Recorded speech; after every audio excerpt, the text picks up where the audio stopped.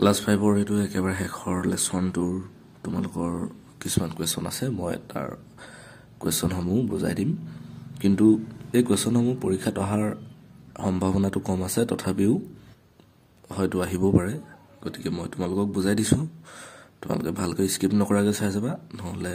বুজি পাবলৈ অসুবিধা হ'ব ঠিক আছে এতিয়া চোৱা তথ্য সংগ্ৰহ আৰু বিচাৰৰ ক্ষেত্ৰত তথ্য শব্দটো আমাক কি বুজায়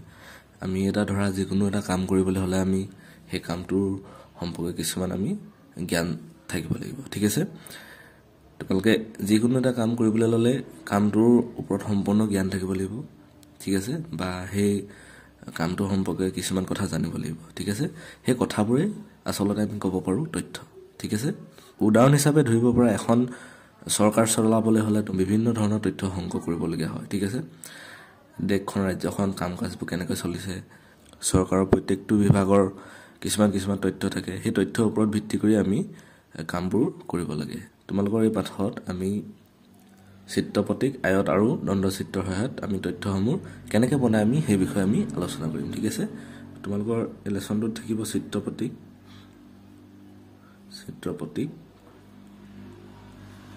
চিত্ৰৰ সহায়ত যেটো দেখাম ঠিক আছে নেক্সট থাকিব তোমাৰ দণ্ডচিত্ৰ আয়ত চিত্ৰ বা দণ্ডচিত্ৰ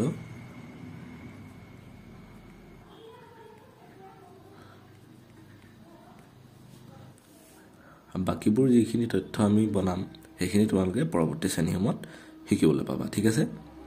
আৰু আমি কেনেকৈনো বনাম চিত্ৰপটিক আয়ত চিত্ৰ বা দণ্ডচিত্ৰ সেই বিষয়ে আমি আলোচনা কৰোঁ আহা আৰু কিছুমান এনেকুৱা আছে তথ্য সেই তথ্যবোৰক ধৰা আমি বুজাবলৈ তালিকাত বুজাবলৈ যাওঁতে আমি কিছুমান চিহ্নৰ সহায় ল'বলগীয়া হয় সেইবোৰ কোৱা হয় দাগ চিহ্ন ঠিক আছে এটা ধৰা যিকোনো সংখ্যা এটা তোমাৰ তালিকাৰ যিকোনো এটা সংখ্যা যেনিবা 3 তুমি 3টোক কেনেকৈ বুজাবা দাগ চিহ্নৰে 1 2 3 ঠিক আছে এনেকৈ কৈ আমি বুজাব লাগিব ঠিক আছে যেনিবা 9টোক কেনেকৈ বুজাবা তোমালোকে চোৱা 1 2 3 4 ঠিক আছে আৰু এডাল কাটি দিবা তেতিয়া কি হয় 5 হ'ব 6 7 8 9 টোটাল কেডাল হ'ল 9 হ'ল 1 2 3 4 5 6 7 8 9 এইবোৰ হৈছে দাগ চিহ্ন ঠিক আছে মনত থাকিব এতিয়া আমি পিছৰ কোৱেশ্যনখিনি কৰোঁ এই প্ৰথম কোৱেশ্যনটো আছে এখন গ্ৰন্থমেলাত এসপ্তাহৰ প্ৰতিদিনে বিক্ৰী হোৱা কিতাপৰ তথ্যৰ চিত্ৰপটিক তলত দিয়া হৈছে উক্ত তথ্যৰ পৰা তলৰ প্ৰশ্নবোৰ উত্তৰ কৰিবলৈ কৈছে সোমবাৰে বিক্ৰী হৈছিলে কিতাপ এখন দুখন তিনিখন চাৰিখন ইয়াত এটা কথা মন কৰিবা এখন কিতাপৰ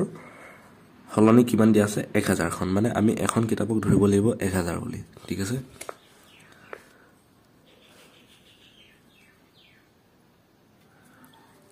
এতিয়া সোমবাৰে বিক্ৰী হৈছিলে 1 2 3 4 অৰ্থাৎ 4000খন ঠিক আছে সোমবাৰে 4000খন 1 2 3 4 1000 2000 3000 4000 তেনেকৈ মঙ্গলবাৰে 5000খন হ'ব তাৰ পিছত বুধবাৰে 3000 বৃহস্পতিবাৰে 4000 শুক্ৰবাৰে 5000 শনিবাৰে 2000 আৰু দেওবাৰে 1 2 3 4 5 6 7 8 9 9000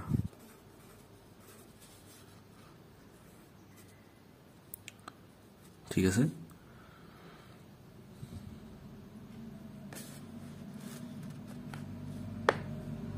এতিয়া মোক প্ৰথম কুৱেশ্যনটো দিছে বৃহস্পতিবাৰে কিমান কিতাপ বিক্ৰী হৈছিল বৃহস্পতিবাৰে তুমি লিখিব পৰা 4000খন কিতাপ বিক্ৰী হৈছিল আনসাৰ হ'ব 4000 তাৰ পিছত আছে কোনটো দিনত আটাইতকৈ বেছি কিতাপ বিক্ৰী হৈছিল হেদিনা কিমান কিতাপ বিক্ৰী হৈছিল দেওবাৰে আটাইতকৈ বেছি কিতাপ বিক্ৰী হৈছিল আৰু কিতাপ বিক্ৰী হৈছিল 9000খন ঠিক আছে এইটো আনসাৰ কোনটো দিনত আটাইতকৈ কম কিতাপ বিক্ৰী হৈছিল কম কিতাপ বিক্ৰী হোৱা দিনটো হৈছে শনিবাৰ আৰু 2000খন বিক্ৰী হৈছিল ঠিক আছে শনিবাৰ হ'ব আৰু 2000খন একেবাৰে শেষৰটো আছে কোন কেদিন সমান কিতাপ বিক্ৰী হৈছিল কোন কিতাপ দিনত মানে সমান কিতাপ বিক্ৰী হৈছিল চোৱা শুক্ৰবাৰ আৰু মঙ্গলবাৰ ঠিক আছে 5000 5000 গতিকে আনসাৰ হ'ব শুক্ৰ আৰু মঙ্গলবাৰ ঠিক আছে এতিয়া 2 নম্বৰলৈ আহিছো 2 নম্বৰত আছিলে এটা শ্ৰেণীৰ 5জন ছাত্ৰৰ ওজন জোখি তলৰ তথ্যখিনি পোৱা গ'ল তথ্যখিনি চিত্ৰ প্ৰতীকৰ সহায়ত প্ৰকাশ কৰা চিত্ৰৰ সহায়ত প্ৰকাশ কৰিবলৈ কৈছে ছাত্ৰ আছিলে হৰেন ৰমেন হৈলেন সত্যেন আৰু নৰেন ওজন হৈছে তেহেঁতৰ 60 55 45 70 আৰু 50 এহঁতক চিত্ৰৰ সহায়ত আমি প্ৰকাশ কৰিম আনসাৰটো কেনে লিখিছো চোৱা এটা গোল ডগাৰ সমান আমি লিখিব পাৰো 10 কেজি ঠিক আছে ডগা নিচিনা অকা নাই কিন্তু এনে প্ৰতীক এটা দি লৈছো চিহ্ন প্ৰতীক চিত্ৰ প্ৰতীক গোলকৈ আমি গম পাম যে ইয়াত কৈছে 60 হৰেনৰ ঠিক আছে আমি তেতিয়ালে এটা ডগাত যদি 10 কেজি হয় তেন্তে 6টা ডগাত কিমান হ'ব 60 কেজি এটা দুটা তিনটা চাৰিটা পাঁচটা ছটা ঠিক আছে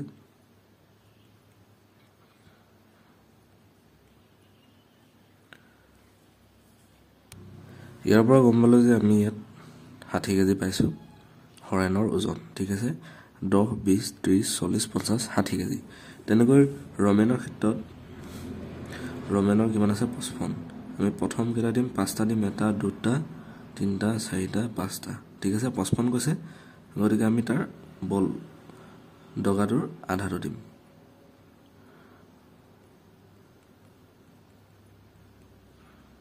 বুজিলা এটো সম্পূৰ্ণ দিয়া নাই কাৰণ ইয়াৰ আধাত 5 আছে গতিকে 10 20 30 40 50 55 হৈলেনৰ 45 কেজি আমি প্ৰথম 4টা দিম 1 2 3 4 তাৰ পিছত আমি আধা দিম ঠিক আছে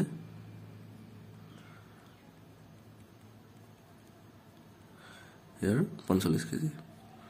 তাৰ পিছত 57 70 কেজি 70 হলে 7টা দিব লাগিব 3 4 5 6 7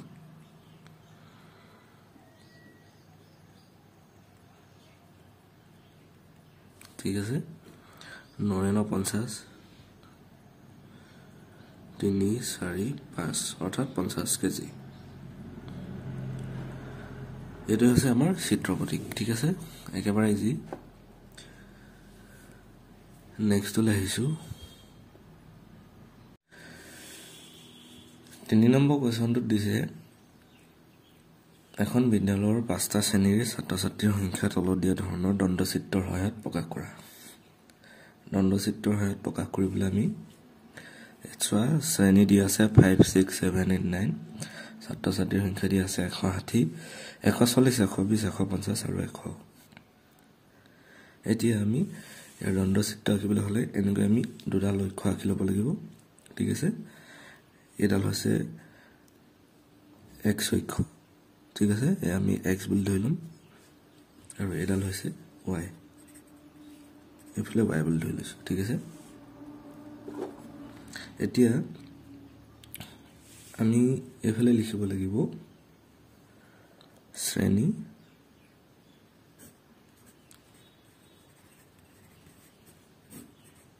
ঠিক আছে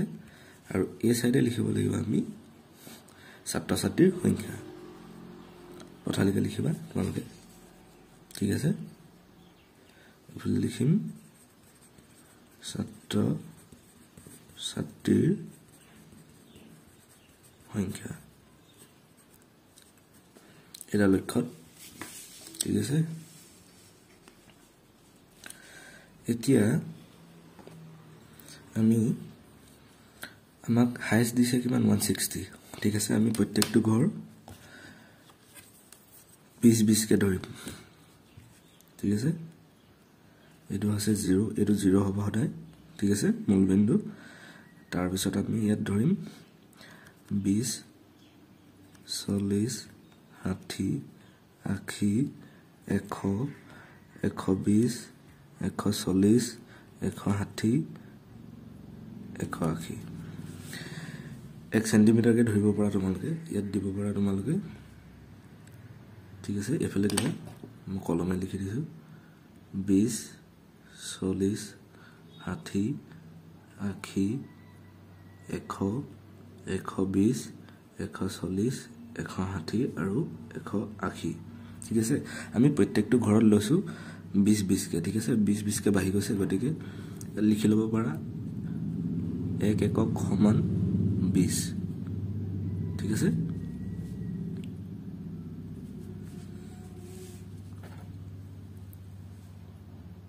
তেনেকৈ এফেলো ধৰিব পাৰা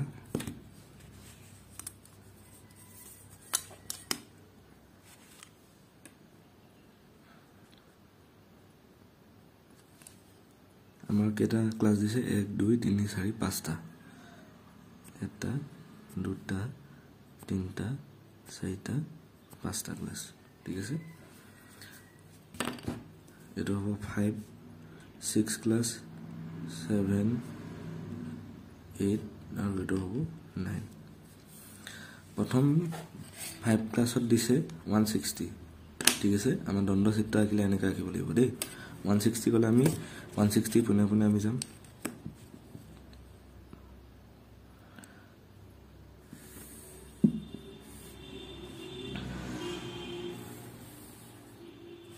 ঠিক আছে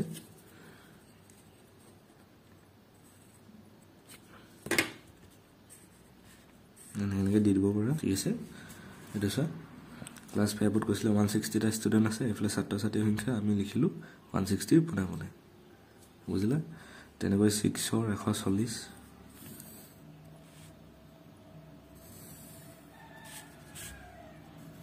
ঠিক আছে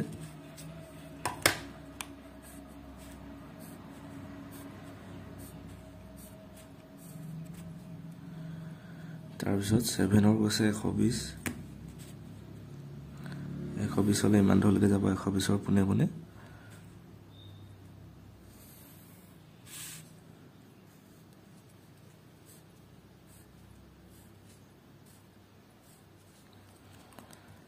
এই ডৰ গৈছে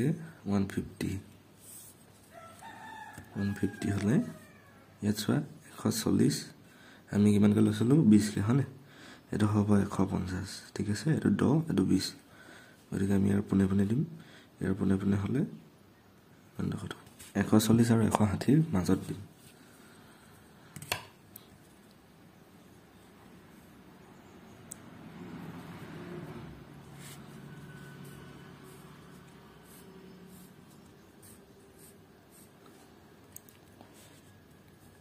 আৰু একেবাৰে হেকৰটো 9 ত দিছে 100 জন হলে 100 জন পুনে পুনে দিম ঠিক আছে 100 পুনে পুনে হ'ব ইমান দেখো ঠিক আছে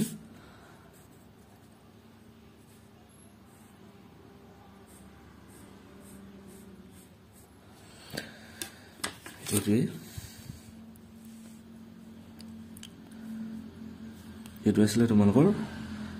3 নম্বৰ কোৱেশ্চনটোৰ আনসাৰ দণ্ড চিত্ৰ ঠিক আছে ইমানে বুজি পালে আশা কৰোঁ সকলোৱে তোমালোকৰ 4 নম্বৰটো একেই ধৰণৰ ঠিক আছে 4 নম্বৰটো একেই এজন ছাত্ৰই কোনো এক পৰীক্ষাত পোৱা নম্বৰসমূহ তলত দিয়া ধৰণৰ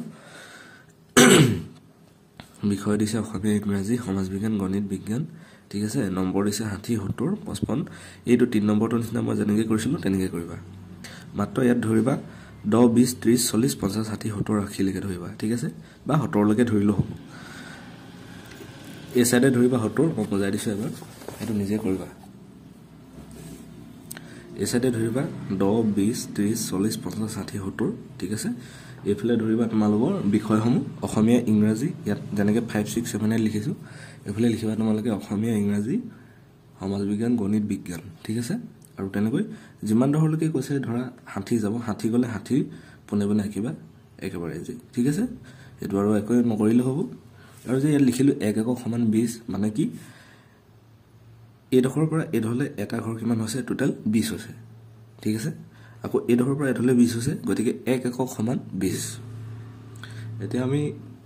5 নম্বৰটোলৈ আহিছো এটা শ্ৰেণীৰ 40 গৰাকী ছাত্ৰ ছাত্ৰী নিজৰ ট্ৰেজাৰ গ্ৰুপ সম্পৰ্কীয় তথ্য সংগ্ৰহ কৰা তলৰ তথ্যখিনি পোৱা গ'ল উক্ত তথ্যৰ এখন তালিকা প্ৰস্তুত কৰিবলৈ কৈছে ইয়াত কৈছে এ গ্ৰুপৰ বি গ্ৰুপৰ আৰু এ বি আৰু লগতে ও এই চাৰিটা গ্ৰুপৰ কিমানজন ছাত্ৰ ছাত্ৰী আছে তাৰপিছত আমি এখন তালিকা প্ৰস্তুত কৰিব লাগে ঠিক আছে মই পোনে পোনে আনচাৰ কৰিছোঁ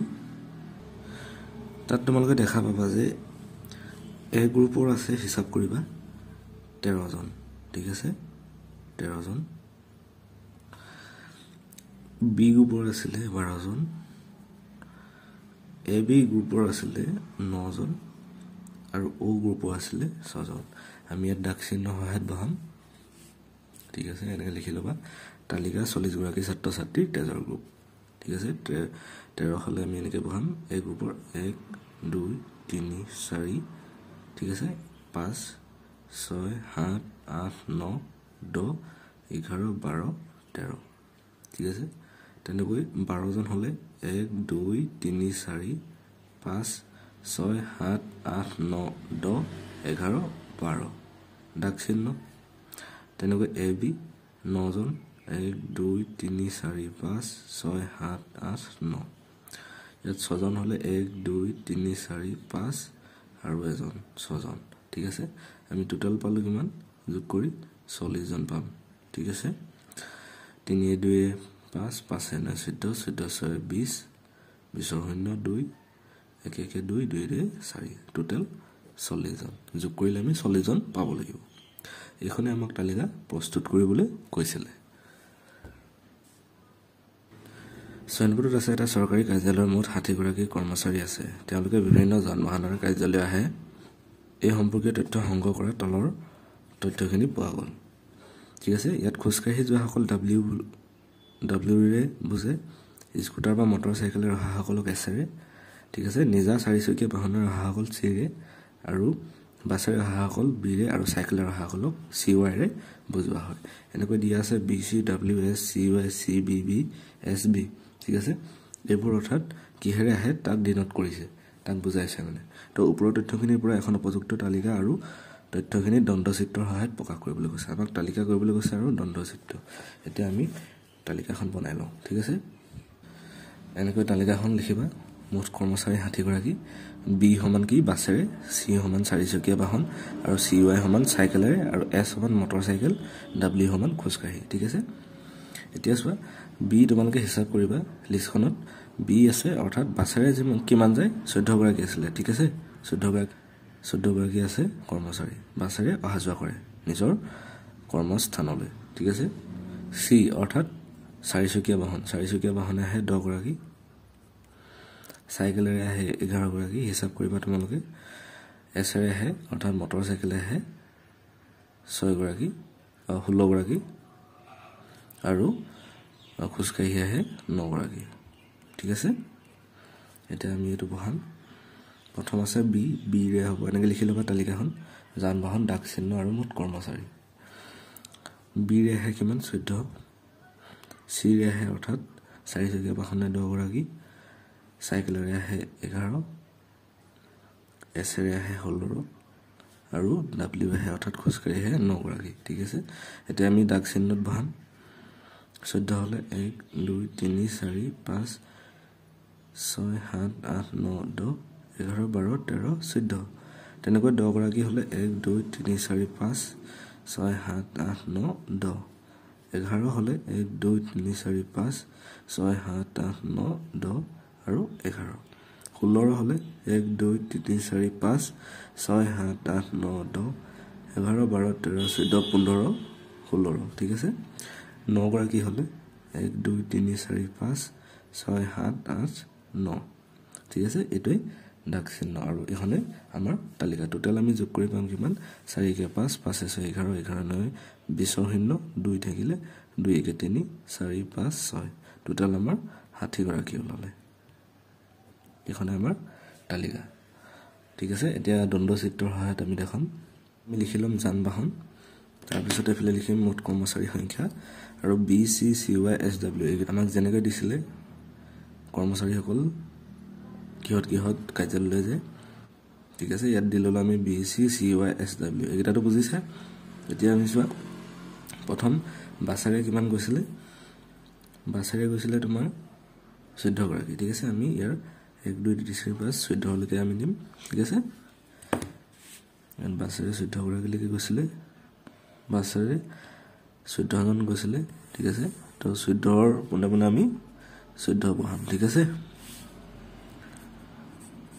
এইখিনি 14 গৰাকী বাছেৰে গৈছিলে তেনেকৈ চি ৰে গৈছিলে 10 গৰাকী 10ৰ পোনে পোনে আমি 10 বহাম ঠিক আছে 10ৰ পোনে পোনে 10 তেনেকৈ চি ৰে গৈছিলে কিমান চি ৰে গৈছিলে 11 এটো বেছি গলগে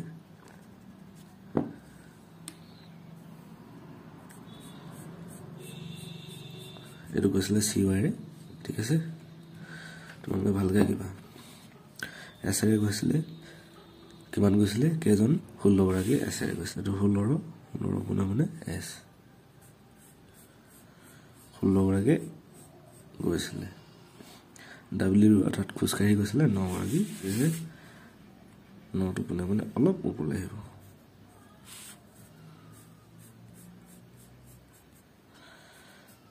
এটা আমাৰ দণ্ড চিত্ৰ বনাবলৈ কৈছিলে ঠিক আছে এটো হে আমাৰ আনসাৰটো এটা তোমালোকে এইখিনি বুজি পালা নে তলত কমেন্ট কৰি জনাবা আৰু যে কোন নতুন গাইছে সাবস্ক্ৰাইব কৰিবা শেয়াৰ কৰিবা কমেন্ট কৰিবা থ্যাংক ইউ